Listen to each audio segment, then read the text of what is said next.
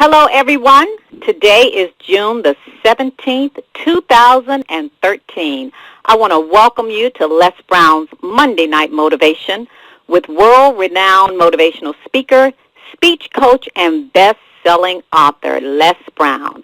This is your place for motivation, inspiration, and empowerment. I am Anita Hicks, your host, motivational speaker, life coach, and business trainer. I want to thank you for investing in yourself and joining us tonight. And for those of you that are new, welcome to the call tonight. And those of you that are back, welcome back. And after the call, we want to hear from you. You will have an opportunity to send us a message on Les Brown's Facebook page at brown.les. So let us know what your thoughts are about the call tonight. And also, Mr. Brown is going to give you some information on how to email him, where he's going to be, and all of that good stuff. Mr. Brown, how are you? I'm better than good, better than most, and sometimes even better than that. Well, Les, I want to say happy belated Father's Day. I did text you, but I know that you were being showered with wonderful gifts and the presence of your family and grandkids, because I know what a wonderful father you are. So I want to say that personally and acknowledge you on this call. So I hope you had a happy Father's Day. Thank you, and happy Father's Day to you, because even though your mother, you've been serving as a father to your two boys. Okay, so, yes, indeed. All right, yes. I had a great time. I spoke at the Church of Religious Science in Oakland, California, and Ona spoke with me, and she did a great job. I called her when I got to the airport. I said, Ona, I said, you're not afraid of me anymore. I said, usually I could rattle her, when I would do my part, when I would go first. She's not scared anymore. Ona's a bad girl, Les. You taught her well. That's a bad girl. You've done a phenomenal job, so I know she held her own. Yeah, she held her own and some. She did it. I was impressed. I had to bring it from down deep. Well, I'm going to put the call on mute because we're all ready. Thank you so much. I want to thank all of you for being on this call. This call it's really a call. I want you to think about your goals. I want you to think about your life. I've been in a reflective mode. I was in Oakland, California, and had the opportunity to speak for a very good friend of mine, Reverend E. Reverend E, she has had the Church of Religious Science there in Oakland, California for over 30 years, and she was kind enough to have me come in to speak, and my daughter, Ona, we shared the platform together and had just an incredible experience, and the people from the church, they showed tremendous response. I want to, and we're going to do a 7-week series there. I've got to get the dates and determine when I'm going to do that. I'm going to be in Raleigh, North Carolina next Tuesday speaking on a major motivational event that's being sponsored by Success Resources. I'm here in New York now, and I'm going to be speaking at the Brooklyn Marriott. Lorraine Brown Watkins is sponsoring an event at the Brooklyn Marriott, and the reception is at 6 o'clock. It's been a long time since I've done this type of event in New York, and so I'm excited about speaking in Brooklyn. I'm here already. And I had a dinner with a friend of mine, Kelly. I had not seen her for a while, Kelly, and she brought 3 friends with her. And I want you to think about your goals and dreams, and I'm going to give you an assignment today. I'm going to give you an assignment. I want you to write this down. The Age of Social Transformation. The Age of Social Transformation. It's by Peter Drucker. I want you to go online. I want you to Google that. I want you to read it. And I want you to email me to my Facebook, brown.les, and tell me your impression of it. Tell me, how does it speak to you? Tell me how you see this and what is it that you're going to do differently as a result of reading this. Because I read this many years ago, and it governs my thinking. And today, while I was having dinner, just coming upstairs to do the call with you, I heard a conversation Lydia had with her brother. And this conversation she had with him, it really struck me. I train speakers. I teach people how to live their dreams, and I listen. I tell people the best speakers are the best listeners. I went to my 50th anniversary of the class reunion of the class of 1963 at Booker T. Washington High School in Miami, and I was looking at a wall of pictures. Now, this was a memorial wall of pictures of my classmates who had died. And I was shocked as I looked at all of those pictures, probably over half the class gone. And it just hit me. It just dawned on me. I remember I was at an event in Las Vegas, and my former wife, Gladys Knight, we were there, and Frank Sinatra was there. And he said something that grabbed me. He said, live each day as if it were your last, because one day it will be. And as I looked at those pictures, I was thinking about the fact that one day somebody's going to be looking and say, look at Les. You're not going to be all good. Nobody has figured out how to get out of here alive. You got to die to live here. And so one of the things that I'm doing, and I suggest that you do, and I want you to write this down, protect your time. As you think about your goals and your dreams, I'm going to start coaching and working with people personally who are serious, who want to reach their goals and dreams. I want to start working personally, one-on-one, with people who are serious about learning how to tell their story, want to master the art, because most people are not serious. And at this stage of my life as a two-time cancer conqueror, I'm watching my time. I'm very selective. I'm here for Lorraine Watkins Brown, but trust me on this. Had it not been for her, a very good friend, a person that I love and admire, I wouldn't be here, because I have a select number of people that I work with that I know that's serious. You know, Stacey N.C. Grant, she's here. I know she's serious. Kathleen Williams, she's here. I know she's serious. So I work with them. You got to have friends that you know that are serious. Ed Blunt. You want to work with people that are serious. Let me tell you what Lydia said to her brother. She said, and she was saying this to encourage him, saying this to cause him to wake up. She said, there's a bell ringing, and this bell is ringing loud. And if you don't hear it, she said, you'll be dumb and stupid. If you don't hear it and start running toward that ship and get on it because it's about to take off, you will be left and you'll never catch up. Trust me on this. I asked her, I said, what made you say that? He was around 18 years old at the time, probably doing what most 18-year-olds do. And she said, because I feel that. And that article, The Age of Social Transformation, when you read this, you're going to get serious. It's serious. When you read that, you're going to separate from people that are not serious. When you read that, you're going to start using your time in a much more effective, strategic way. And so one of the things I'm encouraging you to do, watch your time, who you spend your time with, and start saying no more often. Say no more often, because every time somebody asks you to do something and you say yes, you're saying no to your agenda, and you're saying yes to their agenda. I want you to keep that in mind. Just start making it a practice to start saying no when people ask you to do something. Just say, you know, I can't do that. I've got a full plate, but if I find a way in which I can do it, I'll get back to you. See, people love for you to get back to them with good news. They don't want you to get back to them with bad news, where you say, well, I said yes, but then I'm looking at all the things I've got to do. I've got too many irons in the fire. I can't do it. So you want to begin to look at your life in a special kind of way and start valuing yourself and valuing your time. There are a lot of people who will say yes when somebody calls them tonight and say, are you going to see the playoffs tonight? They're going to say yes. You're going to see Scandal? Yes. But very few people going to get phone calls and say, are you working on your dream tonight? How can we collaborate and work together and make some things happen? Very few people get those kind of calls.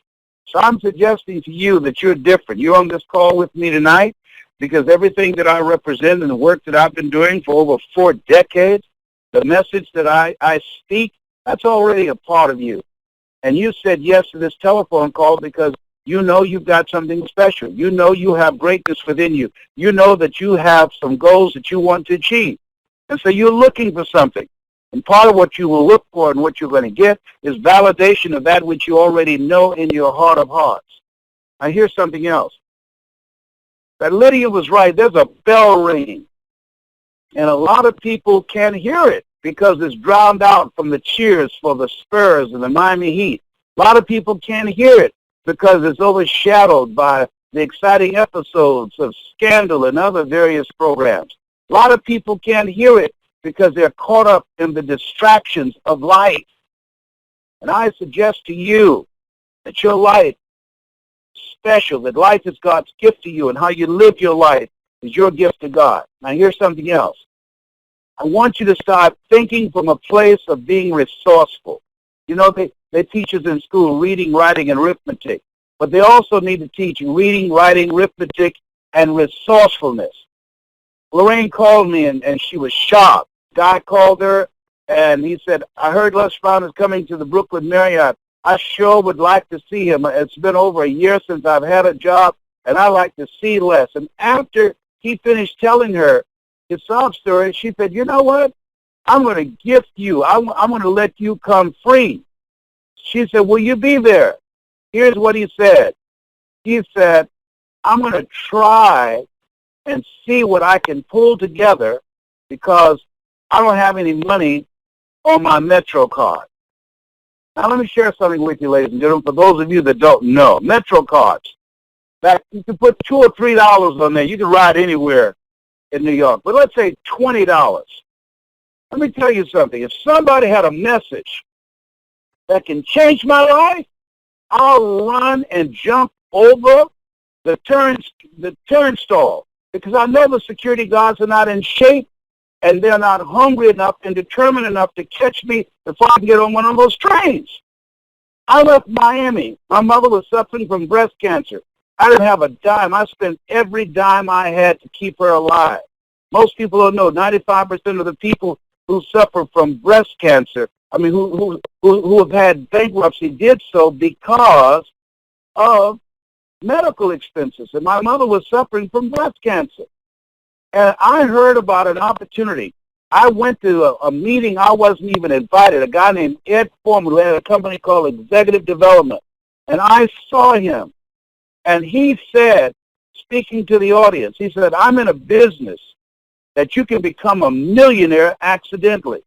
Now, mind you, I just left Ohio, resigned from the Ohio legislature. I was generating around $80,000 to $100,000 a year, walked away from all of that, no college education, to start all over again to take care of my mother because I was not going to allow my brothers and sisters to put her in a nursing home because she could no longer take care of herself. And I said, if one woman can raise 7 children who could not take care of themselves, at least we as grown people can take care of this one woman. And if you won't do it, I will do it. And I can tell you, one sickness can wipe out a fortune. One sickness. And I was looking for something. I was looking for something that will allow me to be able to earn enough money to be able to take care of my mother, be there for her. And part of what I did, I was selling the Dick Gregory Bahamian diet. I was doing every multi-level marketing scheme that came below. There was Amway. I sold Mary Kay. I used to have Mary Kay parties. Let me tell you something up in here. I was resourceful. I've done Herbalife, you name them, I did them. I was resourceful. And this man's training was $2,600. Now this guy, I didn't have it. This guy, he's saying, and he told a woman, I could not open my mouth to let a woman know, even though she's a stranger, that I wasn't resourceful enough to come up with $20. I couldn't do that. She kept on saying, he said that to me. He said that to me. I don't have enough money on my Metro card. Let me tell you something. We celebrated Father's Day, and I say happy Father's Day to all the fathers who provide, who love and nurture their families. And happy Father's Day. I said this in church to all the mothers who serve as fathers. The people say, come on, let us have our day. Come on, what do you mean have your day? Well, a woman can raise a boy to be a man. What are you talking about? My mother raised me to be a man, and I'm a man. The men in our community have been raised by women. Stop that. That's a lie from the pit of hell. There's a difference between being a father providing emotional love and financial support. Over 75% of our households and the primary breadwinners are women. So come on. Give me a break. I'm saying to you, the reason that guy said that, oh, well, I got to see what I can pull together. He needs to pull together his mind, his thinking. He needs to be reminded of the fact that he's made in the likeness and image of God and has been given authority and dominion over everything on the face of the earth. He needs to know that the fact that he's been unemployed does not define who he is, and he has the resourcefulness. He's only 6 inches from success. That's the distance from one ear to the next. He needs to spend less time in front of a television and go to the library like Og Mandino did when he was an alcoholic and homeless and turned his life around reading books. How much does a library card cost? Nothing. Og Mandino went in there and read books and changed his life.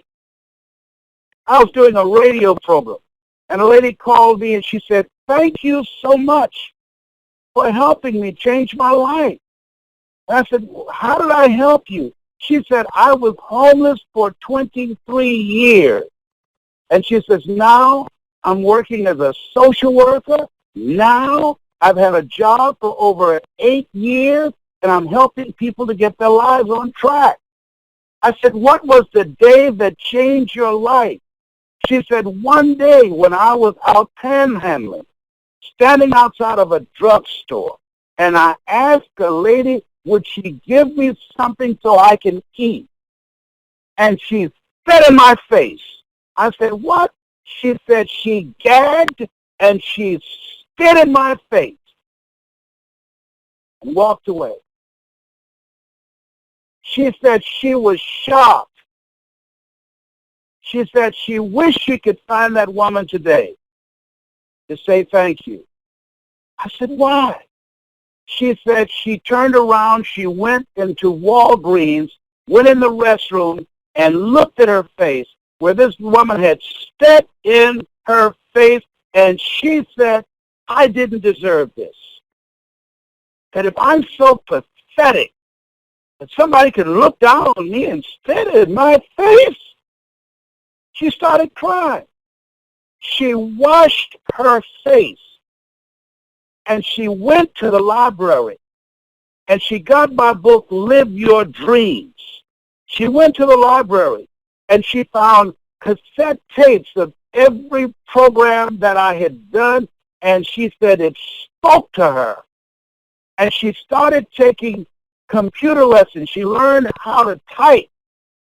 And she went to the Salvation Army, got some clothes, went out and interviewed and got a job, and eventually got a place to stay, went back to school, got a degree. She got a master's degree in social work, and now she's helping other homeless people.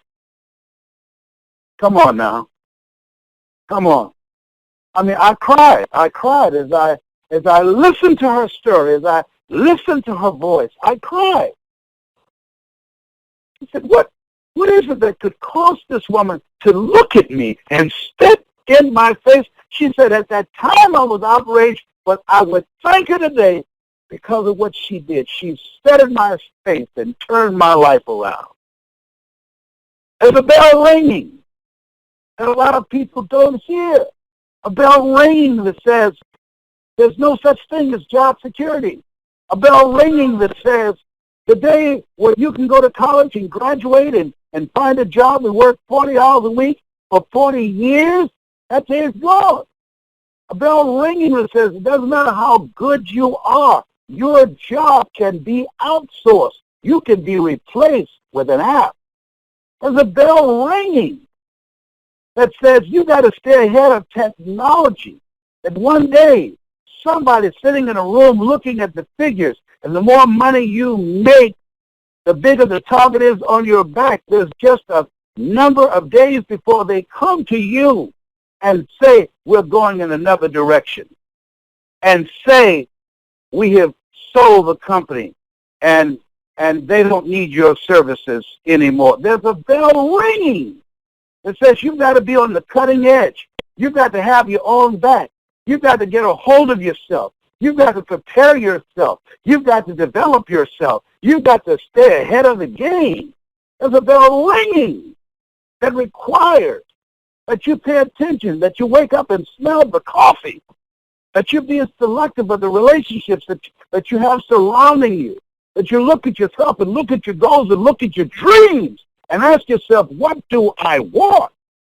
And that there must be a willingness on your part to do whatever is required to make those things happen. A bell ringing that says that you must be goal-oriented. You've got to know where you're going.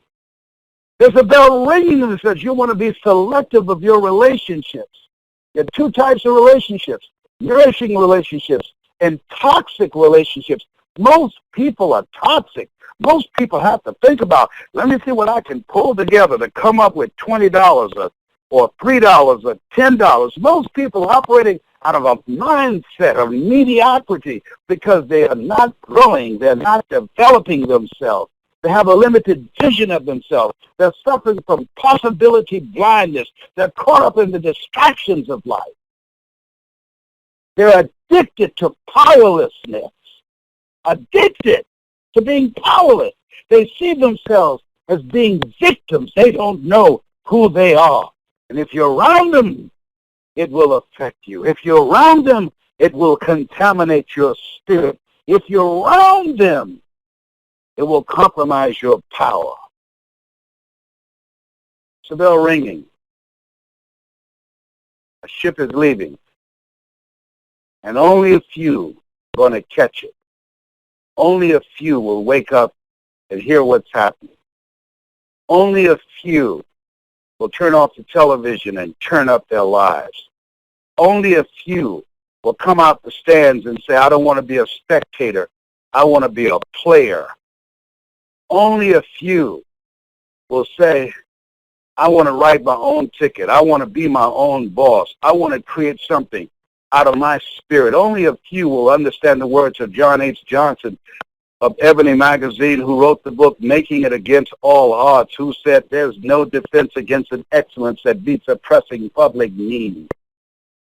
It's a bell ringing for people that are hungry, people that are resourceful, people that are disciplined. A bell ringing for people who have dreams and goals and vision and ambition and unstoppable. There's a bell ringing, and few there be that will hear it because they're caught up in the noise of life. Yeah, they're trifling.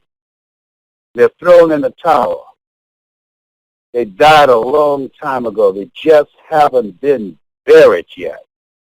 They're angry and they're bitter. They spend more time getting high and talking about how bad things are and what the man won't let you do, rather than go to a library that does not cost a dime to get in and start reading something that can expand their mind and give them a vision of themselves in the future. You have something special. This is the time that you want to develop your mind. You want to study. Why, Les? Because knowledge is the new currency. This is the time that you want to get up and go to a new land, go to another part of town, go to some places where you can find some friends and develop some new friends and some new relationships and start hanging around people that have something going for them. That's why I started hanging around a guy named Bob Boyd, who passed a few weeks ago, because he had something hanging. He had something going on for them. That's how I started learning from Mike Williams. He had something going for him. He was intelligent. I loved to hear him speak. And wherever he showed up, they called him Treetop because his afro was so big. I showed up, and I sat there, and I was hanging on every word, admiring him, because he had something I wanted. So you want to be in relationship with people who can see what you can't see. You want to be in relationship with people who are doing what it is you want to do. You want to be around people that's achieving and making things happen and developing themselves and growing and stretching, and that will hold you accountable. Yeah. The bell ringing. That's alerting you to the fact that you have something special. You have greatness within you, and to prove it, God chose you out of 400 million sperm. There's something in you. That's why you're listening to me. There's something in you that wants to express, that wants to come out. There's something in you that you are supposed to do. There's a mission, there are gifts, there are dreams, there are talents in you. That's why you're listening. That's why you're listening. Yeah. There's a bell ringing. And you heard it a long time ago. And you know it's time to not give yourself a pass, to let go of all the excuses for playing small. A bell ringing that says you don't have forever. Aurelia said, stop living like you have 1,000 years to live. You have something special. You have greatness within you. I got a call from Lorraine Brown Watkins, who said she got people coming in from Chicago, from Virginia, people coming from many places to the Brooklyn Marriott tomorrow night at 7 o'clock. I'm early here, eating hot pepper with a fork. I can't wait to see them tomorrow. This is one of the special places that I love. Can't wait to go back to Oakland, Reverend E's church. We're going to do a 7-week series there. And I'm looking. I know that there's some of you listening to me right now. You know who you are. You know who you are.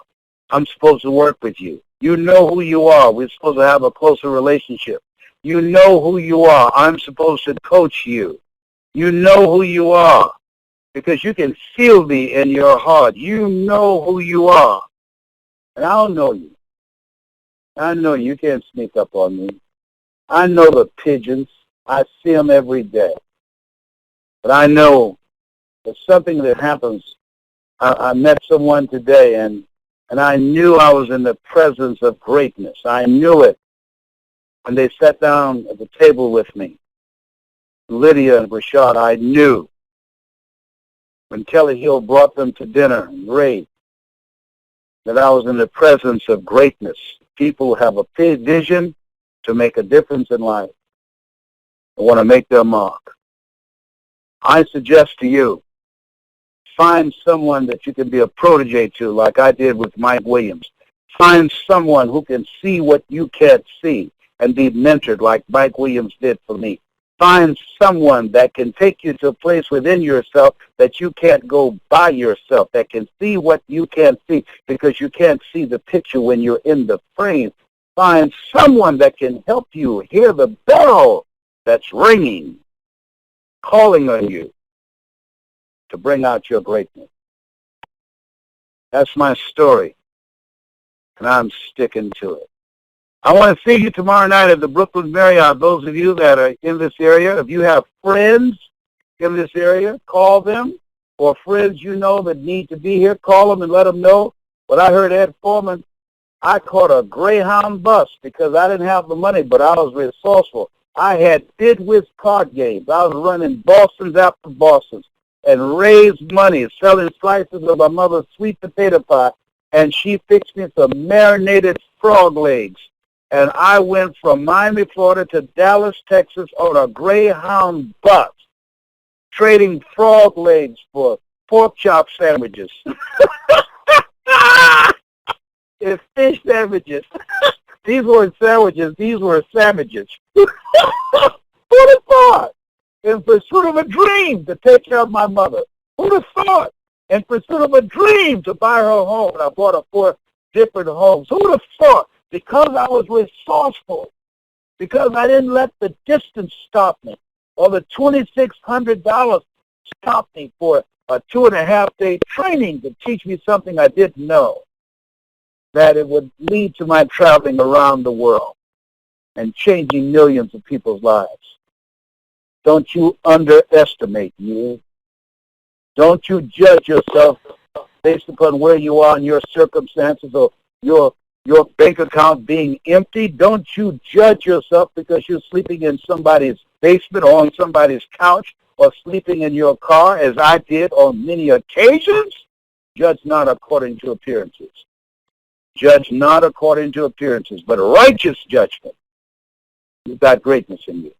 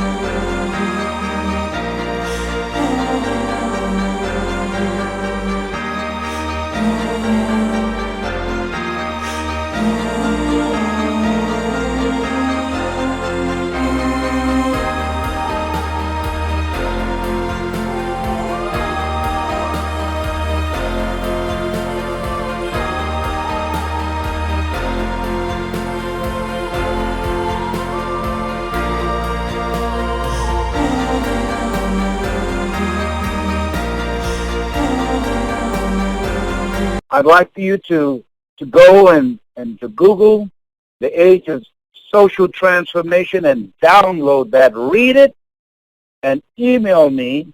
I want to hear your comments on my Facebook, brown.les, the one with over 100,000 likes, brown.les. I want your comments. I want to hear from you. And I look forward for those of you that are hungry, that can hear the bell at the Brooklyn Marriott. I look forward to seeing you tomorrow. Nita Boo? Les, powerful message tonight. Thank you so much. Now, you've given us all an assignment, and we're supposed to read the book, The Age of Social Transformation.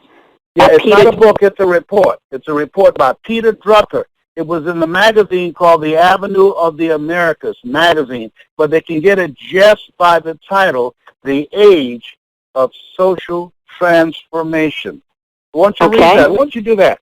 And I tell you, it's eye-opening about where things are, and this is what has governed my thinking. People are in a state of shock because of how things have changed so rapidly, and they're going to continue to change. You don't even have to go to a bank to deposit a check. You can take a picture of your check, and it's in your account. Absolutely, yes. Yes, I'm not making this up. Technology.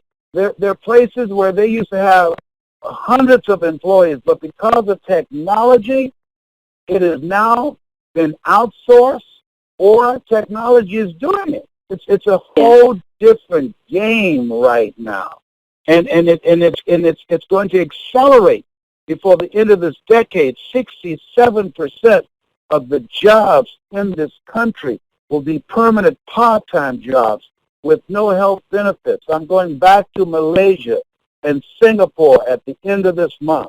Then I'm going to Belgium, and then I'm going to South Africa, July the 19th and the 20th. I'll be there with T. Harv Eckert and Robert Kiyosaki in South Africa. And then I'm coming back home, and my goal is to work with people that are serious, because everybody is not serious. Only a few people that are serious.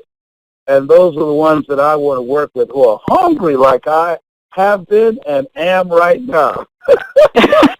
Well, Les, you wrote on your Facebook page about it takes courage. Most people don't have the courage to deal with the emotional consequences. So that's really one of the reasons why people are not taking the necessary action. So it really does take courage. But also it's a willingness to do what's required. Jesus said, "Whosoever will, let him come." Most people, I believe this, that particularly in this country, that the world does not consist of the haves and the have-nots. It consists of the wills and the will-nots. That most people are not willing to go to a library and read a book. They're not willing to go back to school and be in class with people that's young enough for their grandchildren, as Dr. Lorette did and got her doctorate at 69. They're not willing to train themselves, to discipline themselves, to do the homework. They're not willing to do that. Now, here's an interesting thing, though. I know people who won't do that, but they'll go out and try and what they call sling drugs and go to jail. I know people who will go out and try and sell drugs or rob people or steal and go to jail, do stupid, dumb things and ruin their lives, compromise their future. I talked to a guy in the airport. I was just curious about him. He's unemployed. His whole arm is a sleeve of tattoos. And I asked him, I said, "How long did it take you to get all these tattoos?" On one arm. And he said, "Looked like, an aquarium had fish and everything." And his parents' names, of course, because in case he forgot his parents' names, he could look at his arm and see their names. All the way up to his shoulder. And he said several weeks. Wow. And I said, "How much did it cost you?" And he said around $2,100. Now, he's unemployed. He's at the airport waiting tables. And all I could think about, what if he spent several weeks working on his mind? What if he spent several weeks developing a skill? See, Michael Jordan had the capacity to win a championship, but he didn't have the skill set to win it until he got a coach named Phil Jackson who came along. All of us are born with the capacity to live an achievement-driven life, but we must be willing to invest in ourselves to get a life coach like you, like Stacy N.C. Grant, like Ona, that will help them to develop the skill set to use their capacity to manifest their dream. Most people are not willing to do that. Absolutely. Yes, and so that's why there's a scripture that, and at first when I read it, I said, "Oh, that's cold-blooded. He that has shall get, and he that hath not, even that he has shall be taken away." Excuse me? If I have, I will get, but if I have not, even that little bit I have, you're going to take that from me. And the question becomes, he that hath what? Vision, discipline, ambition, goals, dreams, intelligence, insight, you will get. And if you don't have those things, even that you have will be taken away from you. That's why the majority of people who win the lottery end up broke. That's why guys who play professional sports, 2 years after they retire, they're unemployed.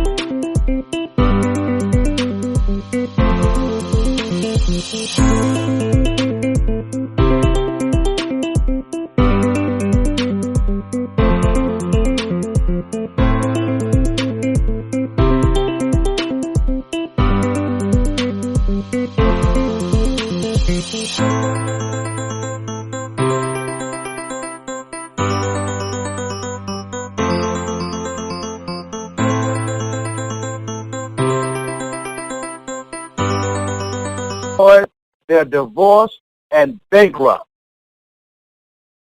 Because everything that they got, if your success, if your growth, if your acquisitions, the things that you acquire, exceeds your own sense of self-worth, you will unconsciously engage in self-destructive behavior.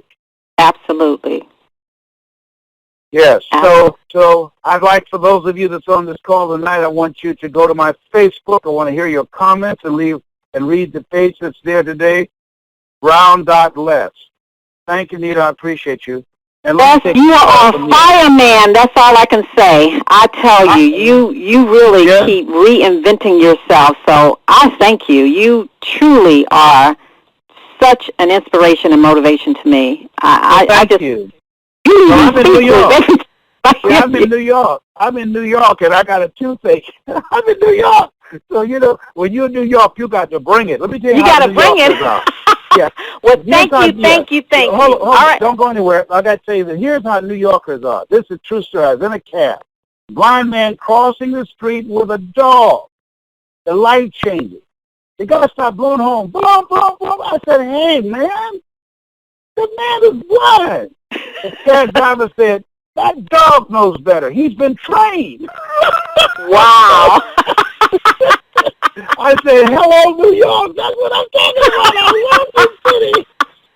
So you got to bring it in New York. I hear you. Oh, trust me. I'm going to have them speaking in unknown tongues. I'm an assassin. I'll kill every mediocre demon that's in the house tomorrow night. Well, you go get it. And we're looking forward to seeing you in Raleigh on the 24th, 25th.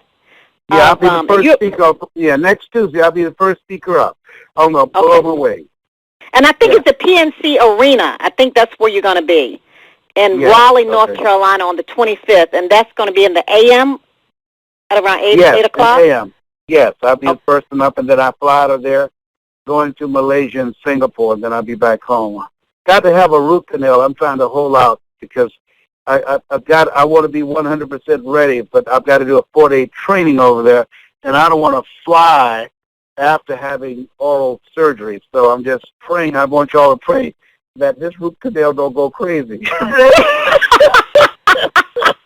Well, Les, we know you scared. We know you scared. That's all right. We're going to pray for you, all of those that are on the phone. We know the real deal. Yeah.